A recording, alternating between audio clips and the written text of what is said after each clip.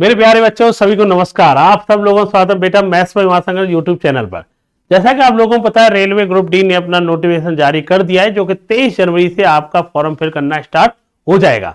तो और एक बात और क्लियर हो गई है कि इसमें कोई जरूरी नहीं है कि आपने ITI किया है कि नहीं किया है। ओनली इसमें खाली उन्होंने एक ही चीज मांगी है, आप 10th पास होना चाहिए। तो फॉर्म भरने से पहले जो 23 जनवरी से फॉर्म भरे जा रहे हैं और इसकी वैकेंसी भी आपको पता है इन्होंने लगभग 32,500 प्लस इन्होंने वैकेंसी दी है। लेकिन परेशान होने की जरूरत नहीं है, पहले इनकी 1 लाख वैकेंसी आई थी 2019 में जब आई थी, ठीक है ना। तो उससे ज्यादा ही वैकेंसी इसकी बढ़ने वाली है। वैकेंसी लगभग आप मान के चलो वैकेंसी बढ़ेंगी, अब मान के चलना ये 50-60 हजार क्रॉस ही जाएंगी जितनी जाएंगी इसकी, ठीक है ना। सबसे बड़ी बात है फॉर्म भरने से पहले कौन कौन से डॉक्यूमेंट आपके पास होने चाहिए और कौन कौन सी फॉर्म भरा जाता है उस समय। देखो सबसे बड़ी बात क्या होती है, अभी हम क्या होता है कि फॉर्म भरने जाते हैं ना, बहुत सारे बच्चे आपको पता होने चाहिए, इसमें कम से कम 80-90 लाख समथिंग बच्चे भरे जाते हैं फॉर्म समथिंग। पहले भी 1 करोड़ प्लस फॉर्म थे इसके रेलवे के ग्रुप डी के, खासकर बात की जाए तो बहुत सारे बच्चे ऐसे थे जो फॉर्म ही रिजेक्ट हो जाता है। और फॉर्म रिजेक्ट हो जाता है, कई सारी छोटी छोटी कमियों की वजह से भी दिक्कतें आ जाती हैं। वो दिक्कत आपके साथ ना आए तो मैं आपको बता देता हूँ फॉर्म भरने से पहले आपके लिए क्या क्या चीज की डॉक्यूमेंट की जरूरत आपको पड़ेगी और कौन कौन से काम आपको करना चाहिए। जैसे कि यार आप लोगों को पता ही है कि सबसे पहले नंबर तो इसमें जो अभी नोटिफिकेशन निकाला है उन्होंने 32,438 पोस्ट का निकाला है। और जो फॉर्म भरना स्टार्ट होना है इसका 23 जनवरी 2025 को होना है और लास्ट डेट है 22 फरवरी 2025 की।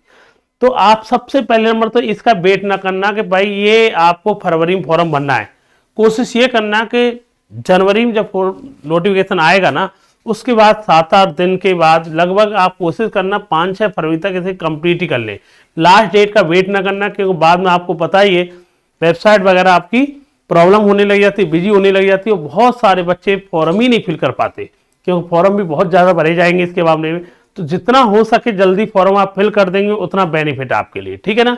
तो फॉर्म लेट के लिए नहीं जाना कि भैया फॉर्म बाद में भरेंगे ये भरेंगे और आखिर में कुछ नहीं हो पाता है।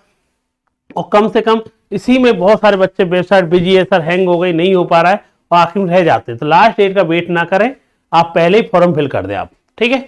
सेकंड नंबर कुछ इंपोर्टेंट पॉइंट है उसका ध्यान देना। आपकी ये भर्ती है जो 10th लेवल पे है और 10th लेवल की जो भर्ती है पूरा खेल इसी से चलना है, 10th की मार्कशीट से। और 10th की मार्कशीट से जो खेल चलेगा मतलब यही आपके DOB को डेट ऑफ बर्थ को भी क्लियर करेगी, सब कुछ इसी से चलेगा। तो 10th की मार्कशीट में वैसे तो अब लोगों को आजकल ऐसा ज्यादा दिक्कत नहीं है, पहले खासकर बहुत सारी प्रॉब्लम चलती थी कि सर पापा जी के नेम में कोई मिस्टेक या कुछ ना कुछ मिस्टेक हुआ करती थी। अगर फिर भी किसी बच्चे की मिस्टेक है मार्कशीट में उसे सही करवा ले। और सबसे बड़ी बात क्या है, जो 10th की मार्कशीट में जो नाम होगा ना वही नाम किसमें होना जरूरी है आपको बेटा, आधार कार्ड में सेम होना चाहिए। अब यहाँ पर आधार कार्ड में बहुत सारे बच्चों ने नाम वगैरह मिस्टेक होगी या कुछ भी प्रॉब्लम आ रही हो तो उसे भी आप बेटा जरूर सही करवा ले। और यही कहानी आप एक बात और समझना, आधार कार्ड को मोबाइल से जो आपके पास पहले आपने आधार कार्ड बनवा लिया होगा लेकिन मोबाइल नंबर हो सकता है आपने अपने बड़े भाई का या किसी का अपडेट करा रखा होगा, आप जो मोबाइल यूज करते ना, क्योंकि अब आपके पास ये मोबाइल एक्टिव मोबाइल नंबर अपना लिंक करवा लें। आपको पता है जहां पर आधार कार्ड वगैरह ये सब लिंक हो जाते, जरूर लिंक करवा लें। और जब फॉर्म भरें तो आपसे ईमेल आईडी मांगते एक, है ना, वो एक्टिव दे। ऐसा कई सारे बच्चे होते हैं साइबर कैफे वाले भैया के नंबर ही डाल देते हैं सब कुछ ही नहीं यार, आप एक्टिव ईमेल आईडी, क्योंकि सब कुछ आपकी जॉइनिंग से लेके शुरू से लेके एंड तक ऐसी ईमेल आईडी दें और ऐसा मोबाइल नंबर दें जो हर समय आपको काम आए। ये नहीं कि मोबाइल नंबर अलग ऐड है, आधार कार्ड में कुछ और है, यहाँ पे कुछ और है, फॉर्म कुछ और है। एक ही नंबर रखना, एक्टिव ईमेल आईडी रखना, क्योंकि हर कुछ की आपको इसी पर सूचना आपको मिलनी होती है। और सबसे एक और इंपॉर्टेंट पार्ट है कास्ट सर्टिफिकेट। तो कास्ट सर्टिफिकेट के बारे में बात की जाए, खासकर इसमें जो क्योंकि इसमें नया मांगते रहते हैं, आपको पता है अपडेटेड मांगते रहते हैं इस डेट से इस डेट के बीच में। तो जिन बच्चों ने कास्ट सर्टिफिकेट के वगैरह जैसे खासकर EWS को लेकर के प्रॉब्लम आती है, जिन्होंने अभी नहीं है अभी से काम बनवाना स्टार्ट कर दे जिससे दिक्कत ना आए। और आपको पता रेलवे सेंट्रल लेवल की वैकेंसी है तो सेंट्रल लेवल का सर्टिफिकेट ज्वाइन इसमें यूज होगा, ना कि स्टेट लेवल का। इसका जरूर ध्यान देना, बहुत सारे बच्चे स्टेट लेवल का यूज कर लेते हैं, वो गलत हो जाएगा। गलत होने का मतलब है सीधी सी बात है फिर आपको जनरल में ही माना जाएगा। तो कास्ट सर्टिफिकेट पर जरूर ध्यान देना, सेंट्रल लेवल की वैकेंसी है, सेंट्रल लेवल का ही आपके पास होना जरूरी है। अच्छा भाई, सबसे ज्यादा जो फॉर्म रिजेक्ट होते हैं वो होते हैं, अभी जब नोटिफिकेशन आएगा इस पर एक और वीडियो बना दूंगा 23 तारीख को, लेकिन मैं बता देता हूं सबसे ज्यादा प्रॉब्लम जो आती है फोटो को लेकर के आती है।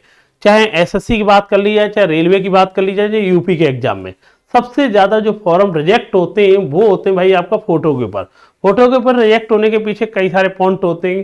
पहले में तो साइज का मैटर होता है कि जितना वो साइज मांग रहे होते हैं उतना चाहिए होता है। बैकग्राउंड देखा जाता है ना, नॉर्मल बैकग्राउंड होना चाहिए जैसे व्हाइट वगैरह सिंपल सी, और चश्मा वगैरह टोपी वगैरह ये सब चीजें आपको यूज नहीं करनी चाहिए। तो ये बच्चे खासकर जो भी डॉक्यूमेंट, आधार कार्ड को मोबाइल से लिंक कराना, active email ID, caste certificate और 10th की मार्कशीट, ये आपके पास प्रॉपर तरीके से होने चाहिए। और 23 तारीख को जब फॉर्म आएगा मैं इसके बारे में और डिटेल आपको लेके आऊंगा। थैंक यू बेटा, जय हिंद सभी को, गुड नाइट, शुभ रात्रि।